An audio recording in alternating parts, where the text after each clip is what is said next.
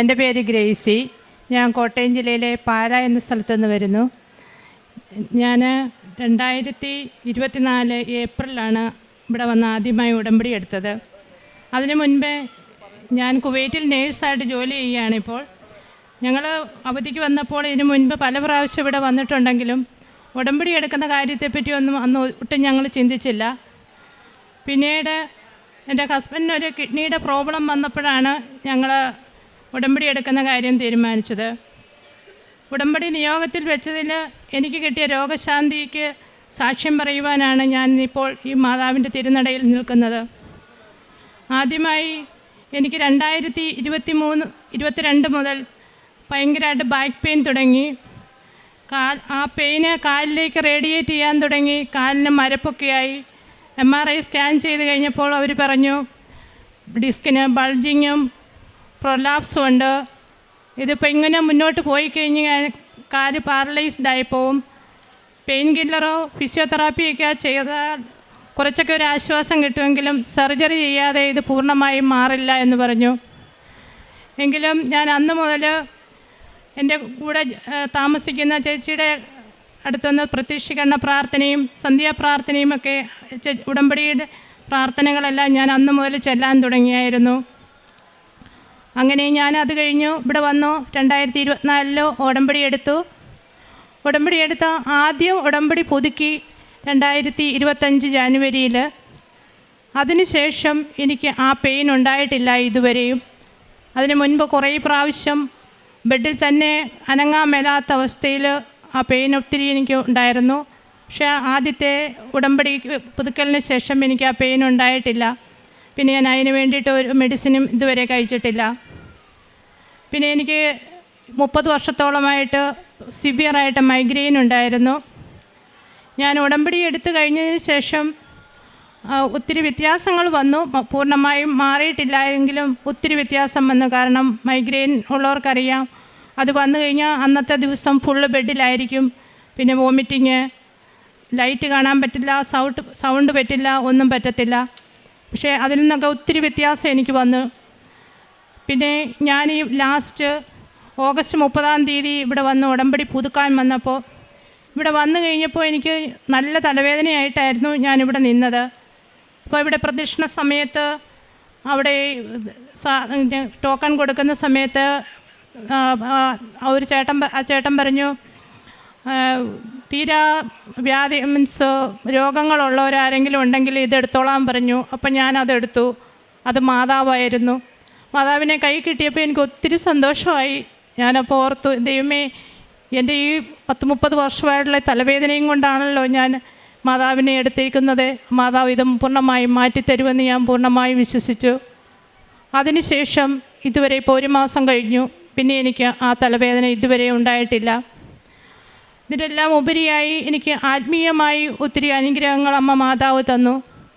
ഇപ്പോൾ ഒരു ദിവസം പോലെ എനിക്ക് ഉടമ്പടി എടുത്തതിന് ശേഷം, അതിനു മുൻപും ഞാൻ ബൈബിൾ വായിക്കുമായിരുന്നു അരമണിക്കൂറൊക്കെ. പക്ഷേ എന്നാലും എല്ലാ ദിവസവും ഒന്നും വായിക്കത്തില്ലായിരുന്നു. ഇപ്പോൾ ഒരു ദിവസം പോലും എനിക്ക് ബൈബിൾ വായിക്കാതെ കിടന്നുറങ്ങാൻ പറ്റത്തില്ല. അതുപോലെ ജപമാല, ഞങ്ങളുടെ അവിടെ കുവൈറ്റിൽ ജപമാല കൂട്ടായ്മയുണ്ട്. അതിന് എല്ലാ ആഴ്ചയിലുമുണ്ട്. പറ്റുന്ന സമയങ്ങളിലെല്ലാം ഞാൻ ജപമാലയ്ക്ക് പോകാറുണ്ട്. പിന്നെ എന്നും ഒരു 4-5 ജപമാലയെങ്കിലും ഞാൻ ചെല്ലാറുണ്ട്. കിട്ടുന്ന സമയമനുസരിച്ച് ചിലപ്പോൾ അതിൽ കൂടുതലും ചെയ്യും, ഡ്യൂട്ടിയൊക്കെ കഴിഞ്ഞ്. അങ്ങനെ ഒത്തിരി ആത്മീയമായിട്ടും കുടുംബ പ്രാർത്ഥനയും ഒരു ദിവസം പോലും മുടങ്ങാതെ ഇപ്പോൾ ചെല്ലുന്നുണ്ട്. പിള്ളേരാണെങ്കിൽ പോലും ഞങ്ങൾ വീട്ടിലില്ല എങ്കിലും 7 മണിയാകുമ്പോൾ എൻ്റെ മൂത്ത മോൻ പ്രാർത്ഥന ചെല്ലാൻ തുടങ്ങും. ആരുമില്ലെങ്കിലും അവൻ തന്നെ ഇരുന്നു കൊണ്ട് കുടുംബ പ്രാർത്ഥന തുടങ്ങുമായിരുന്നു. അതേസമയം ഞങ്ങൾ യാത്രയിലാണെങ്കിലും വണ്ടിയിലിരുന്ന് തന്നെ ഞങ്ങൾ ജപമാല ചെല്ലാൻ 7 മണിയാകുമ്പോൾ തുടങ്ങുമായിരുന്നു. അങ്ങനെ ഒത്തിരി അനുഗ്രഹങ്ങൾ അമ്മ മാതാവ് ഞങ്ങൾക്ക് തന്നിട്ടുണ്ട്. കാരുണ്യ പ്രവർത്തികളായിട്ട് ഞങ്ങൾ ചെയ്യുന്നത്, ഞങ്ങളുടെ അടുത്തൊരു മെൻ്റലി ഡിസേബിൾ ആയിട്ടുള്ള ആൾക്കാരുള്ളൊരു ഹോമുണ്ട്. അവിടെ ഞങ്ങൾ പോവുകയും അവർക്ക് സാമ്പത്തികമായ സഹായങ്ങളൊക്കെ ചെയ്തു കൊടുക്കുകയും ചെയ്യുന്നു.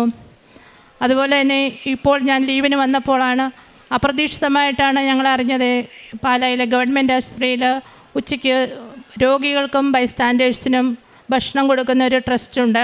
അവിടുത്തെ ഒരു ചേട്ടൻ വീട്ടിൽ വന്ന് പറഞ്ഞു എന്തെങ്കിലും ഹെൽപ്പ് ചെയ്യണമെന്ന് പറഞ്ഞു. അപ്പോഴാണ് ഞങ്ങൾ അങ്ങനെ അത് വർഷങ്ങളായിട്ട് ചെയ്യുന്നതാണ്, പക്ഷേ ഞങ്ങൾക്കറിയില്ലായിരുന്നു. അപ്പോൾ ഞങ്ങൾക്ക് അവരെ ഹെൽപ്പ് ചെയ്യുകയും അവിടെ പോയി ആ ചോറ് വിളമ്പി കൊടുക്കാനൊക്കെ ചെല്ലാൻ പറഞ്ഞു. ഞങ്ങൾ അതിനു വേണ്ടി പോവുകയൊക്കെ ചെയ്യുന്നുണ്ട്. അങ്ങനെ അമ്മ മാതാവ് തിരുക്കുമാരനും ഒത്തിരി അനുഗ്രഹങ്ങൾ തന്നു. ഇവിടെ വരുമ്പോഴെല്ലാം ഓർക്കും, ദൈവമേ എല്ലാവരും ഇവിടെ കയറി സാക്ഷ്യം പറയുന്നു, എനിക്ക് എന്നിവിടെയൊന്ന് കയറി തിരുനടയിലൊന്ന് കയറി സാക്ഷ്യം പറയുവാൻ അമ്മ മാതാവ് അനുവദിക്കുമോ എന്ന് ഞാൻ ഒത്തിരി പ്രാവശ്യം ആഗ്രഹിച്ചിട്ടുണ്ട്. സങ്കീർത്തനങ്ങൾ 63:8 എൻ്റെ ആത്മാവ് അങ്ങയോട് ഒട്ടിച്ചേർന്നിരിക്കുന്നു, അങ്ങയുടെ വലതുകരം എന്നെ താങ്ങി നിർത്തുന്നു. ഗ്രേസി സിറിയക് എന്ന ഈ സഹോദരി തൻ്റെ ഉടമ്പടി ജീവിതത്തിൽ ലഭിച്ച ദൈവാനുഭവങ്ങളെ അമ്മ മാതാവിൻ്റെ തിരുവൽത്താരയിൽ സാക്ഷ്യപ്പെടുത്തുന്നു. ഏറെ നാളായുള്ള ബാക്ക് പെയിൻ, മൈഗ്രെയിൻ എന്നീ രോഗക്ലേശങ്ങൾക്ക് ഉടമ്പടി നേർച്ച വസ്തുക്കളുടെ വിശ്വാസപൂർവകമായ പ്രയോഗത്തിലൂടെ സഹോദരിക്ക് ലഭിച്ച സൗഖ്യത്തെയും കുറവിനെയുമാണ് പ്രത്യേകമായും ഈ അൾത്താരയിൽ സാക്ഷ്യപ്പെടുത്തിയത്.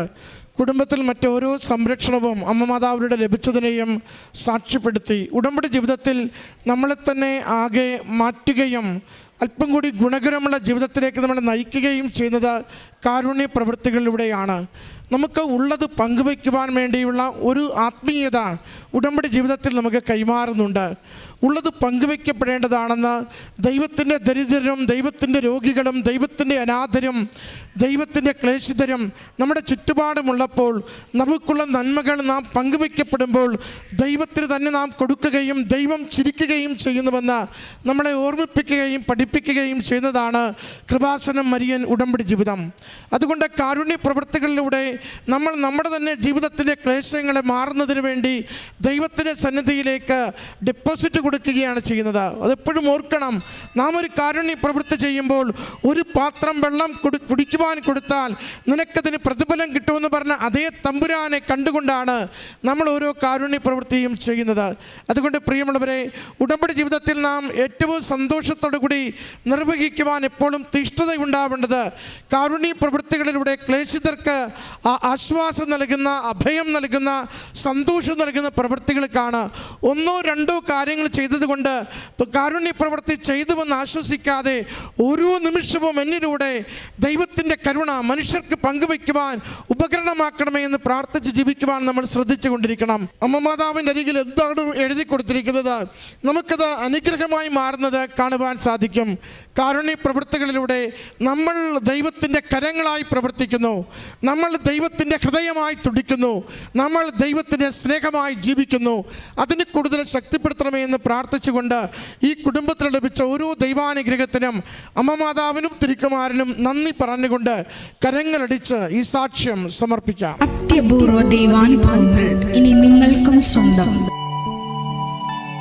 ഈ യൂട്യൂബ് ചാനൽ ഇതുവരെ സബ്സ്ക്രൈബ് ചെയ്തിട്ടില്ലെങ്കിൽ ഇപ്പോൾ തന്നെ സബ്സ്ക്രൈബ് ചെയ്യുക. ഈ വീഡിയോ ഇപ്പോൾ തന്നെ നിങ്ങളുടെ സുഹൃത്തുക്കൾക്ക് ഷെയർ ചെയ്തുകൊണ്ട് കർത്താവിൻ്റെ പ്രേക്ഷിതരാകുക.